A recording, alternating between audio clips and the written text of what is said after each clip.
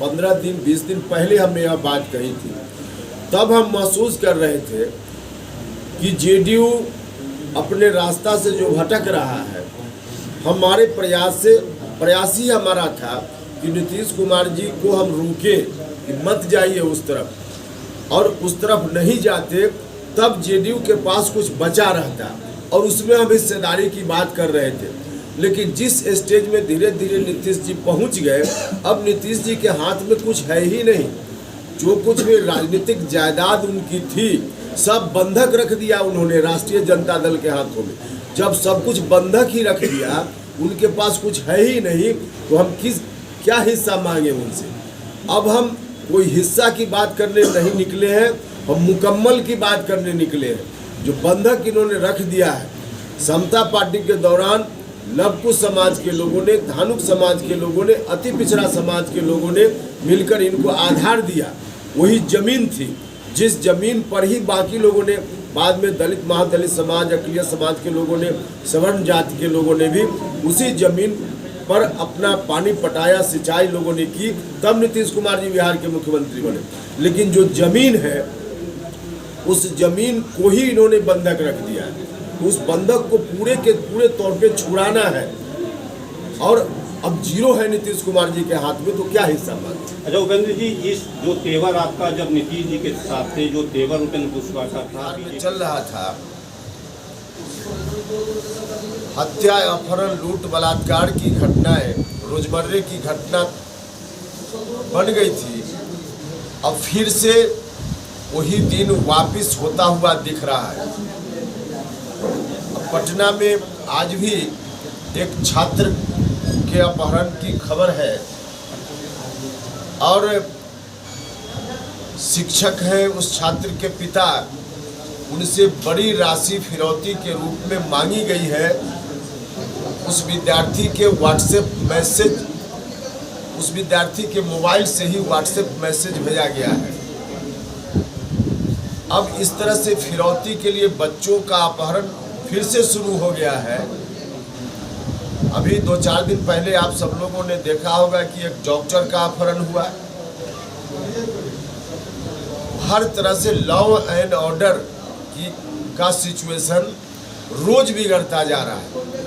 इसलिए हमने कहा कि 20 फरवरी के बाद और ज़्यादा ही स्थिति बद से बदतर होती जा रही है, जो हम सब लोग देख भी रहे हैं। हत्या तो हर जगह इस तरह से हो रही है जैसे कोई अंकुश हो ही नहीं प्रशासन का। तो पुराने दिनों में फिर से बिहार न लौटे, इसी बात को ध्यान में रखते हुए पार्टी का गठन हमने किया, और समय आने दीजिए इसका जवाब। आप कहाँ से चुनाव लड़े? हमने कहा कि खुद चुनाव लड़ने के लिए थोड़ी हमारी कवायद है।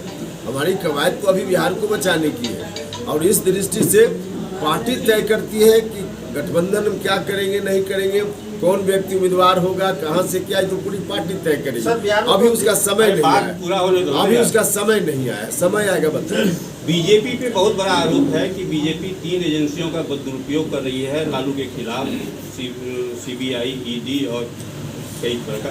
तो नहीं लगता है कि लोकसभा चुनाव को लेकर आरजेडी को तंग करना है, महागठबंधन को तंग करना है, इसलिए उसका उपयोग हो रहा है? आरजेडी के ऊपर जो आरोप है भ्रष्टाचार से संबंधित, क्या भारतीय जनता पार्टी के सरकार में आने के बाद आरोप है?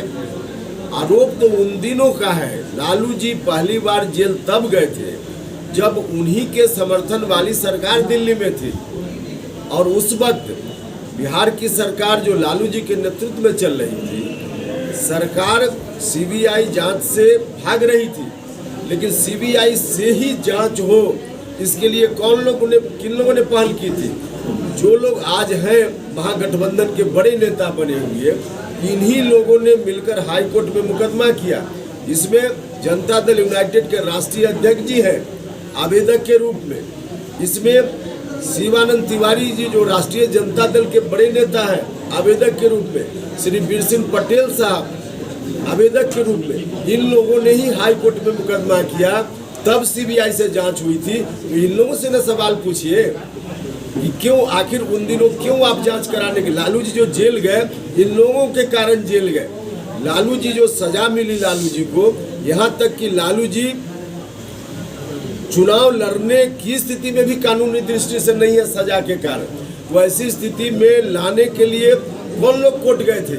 वही लोग कोर्ट गए थे जो आज राष्ट्रीय जनता दल जिंदाबाद करने वाले लोग। तो उन लोगों से सवाल पूछिए बेटर। मेरा एक सवाल